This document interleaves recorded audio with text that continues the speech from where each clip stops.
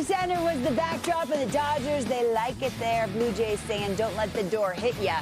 You know what I mean? I do. Out of here. Welcome, the closer. On TBS, presented by Vanda Pharmaceuticals, Curtis Granderson. What do you know about Looney Dog Night? Oh, lots of Looney hot dogs. $1 a piece. We eat them all, too. J-Roll, Jimmy Rollins, the Hall of Famer, Pedro Martínez. My name is Lauren Shahadi. I know you. You take a lineup, Pedro, and you circle it. For the Dodgers, who are you circling? Everyone? Well, you have to literally circle everyone except for Alex.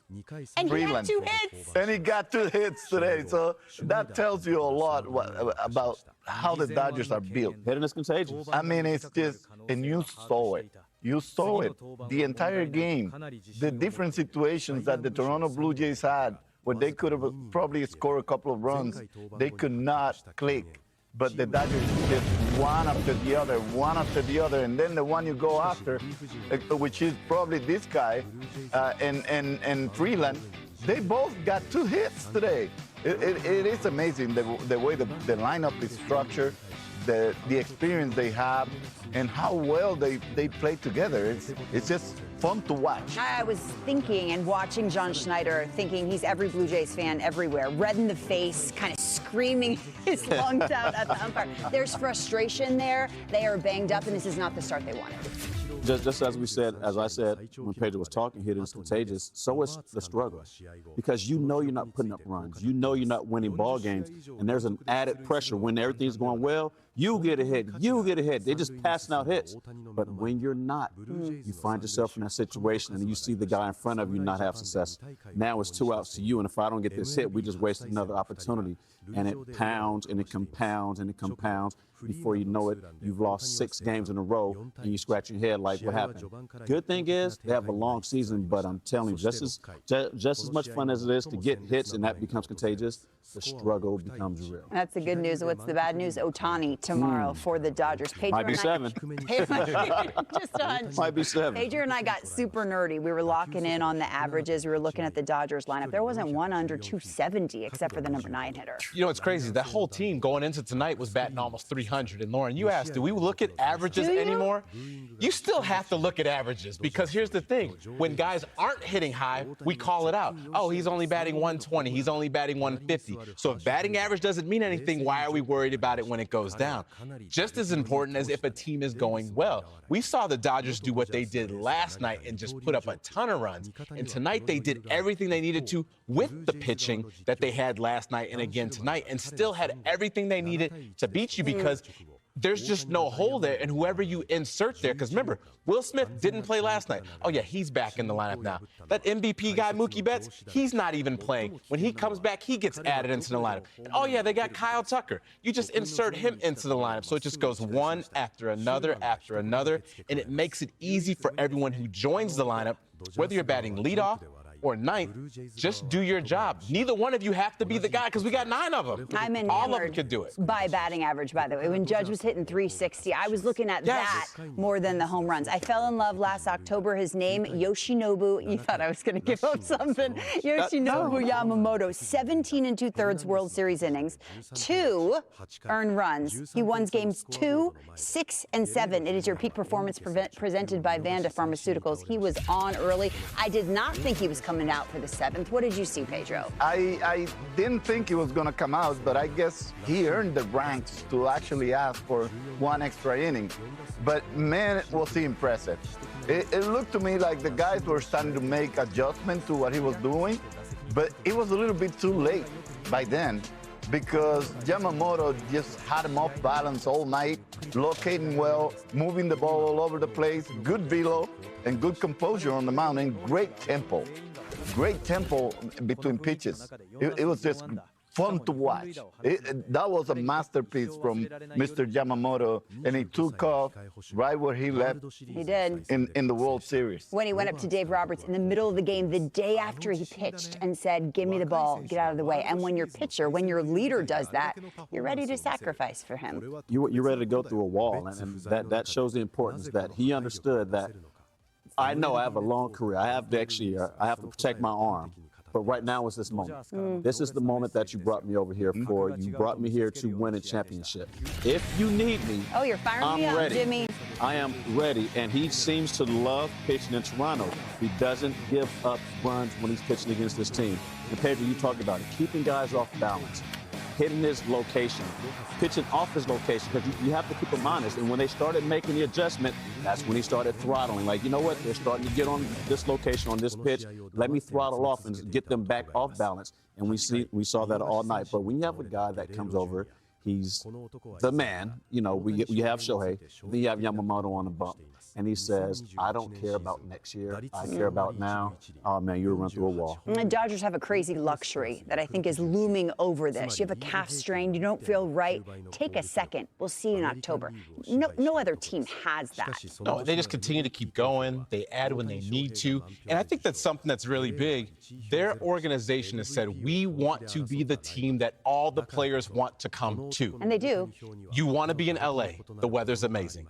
It's one of the best ballparks to play in. They draw a ton of fans. Their fans are all over the world. Marketing's crazy. They do everything that you're asking them to do, plus they provide all of the things to make you be the best player as possible. We talked about Ohtani having everything, the batting cages, the nutrition, the weight room, the nap room. You'll be surprised. Yes, there's a nap room right next to the dugout. Yeah. Is that just for the Dodgers, or is that for other teams as well? Some other teams have it. The Dodgers, the one in Dodger Stadium or Uniqlo Stadium is for the Dodgers. Does Shohei have like a... He may have a bed in there too. Who knows? Maybe he probably has a float tank.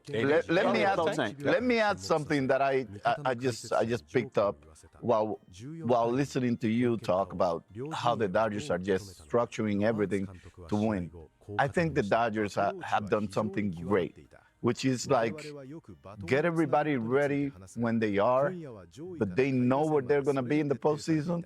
And that's what they're doing. They're not rushing anybody to actually get there because they know that the B team that they might throw out there is good enough to beat literally anybody in the league. And they can actually take time to keep everybody fresh and at the same time just continue to win ball games and prepare themselves for the postseason or after the first half. And that is really difficult to do at such a, an early campaign so far, early season. But I think the Dodgers have learned how to do that, pace themselves to the postseason, and then go all out with all those big stars that they have, superstar and superhumans that they have. And the right superstars. We heard on the broadcast, Ron Darling said it. They were talking to Tyler Glass now. They said, we're bringing in superstars, but the right superstars. What does that mean? Personality? This is where you hear the word chemistry, right? There has to be the right players that gel together.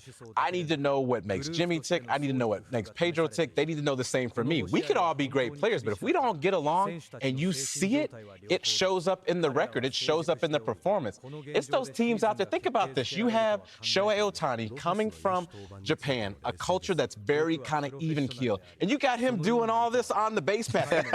He has bought in. It's right. He wants to do that. He wants to be a part of the team. We've seen it where teammates come, I'm not doing that. And all of a sudden, you start to see that fraction in it.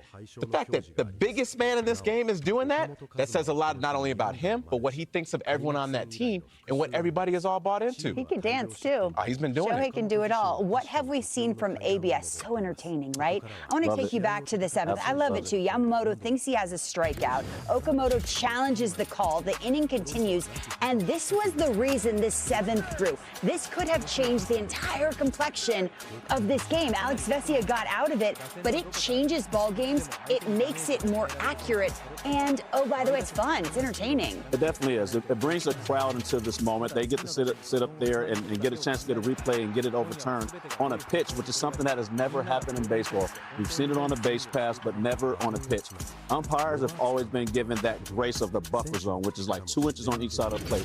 Now the plate goes from 17 inches to 21 inches. I cannot cover that much plate on both sides when you got guys that are throwing 99 and a ball moving there. So now, finally, there's no way you got to hang with them. You know, they called that on us, too. I get to challenge that, and we talk about it all the time. In certain counts, especially in an even count or a 1-2 count, that changes to hold it back. He goes from walking back to the dugout, knowing that the ball was not over the plate, to getting a chance and getting to a count where he could drive a ball in the gap. Bases were loaded. Vesia got out of it. But, man, when you get a guy who throws 99 breaking balls, splitting his arm, and you're in a 1-1 count and you go down 1-2, the chances of you getting a hit dramatically decrease. Not only going that, to a Jimmy. 2-1 count, now it's an even count, but it's back in my favor, I feel, as a hitter. But you leave the plate without frustration. Whether it goes your way or it doesn't, It is what it is. now You see the you truth. know you have see it the right. truth. Yeah. And we saw on Edwin Diaz, too, the importance of the catcher being the ones that Will Smith called it. yeah, because Smith saw that that ball was around the plate, even though it was a backup slider that didn't feel right for Edwin Diaz. He was able to actually call it himself and say that ball had the plate, and Edwin ended up with a strikeout there where he thought it was a ball four. Are you so within yourself on the mound that you wouldn't want it to call it? Or would you want your catcher to do it? I would love my catcher to do it because I know he has a better view of it. And he also knows. He also knows. And not only that, I thought Will Smith did it in such a smart way. He did it when it mattered, when he really needed it. It wasn't just to call it because I thought it was a strike. It was when it really mattered, and that makes it, for us, a lot easier. Dodgers are good, gentlemen. What a night in our game. Are the Mets good? Where are they going to finish? Why are you looking at me asking about the Mets, Lawrence? He's the Phillies. I don't know. Hey, Mets fans, I'm going to need you to be glass half I think that was full. personal. Next, don't go far.